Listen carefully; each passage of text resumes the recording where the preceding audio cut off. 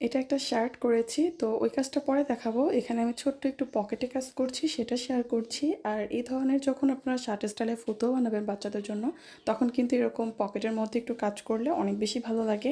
চাইলে অন্য কোনো কাজ না করেও শুধু পকেটের মধ্যে এরকম সিম্পল একটু ডিজাইন করে দিলেও কিন্তু দেখতে অনেক বেশি কিউট লাগবে।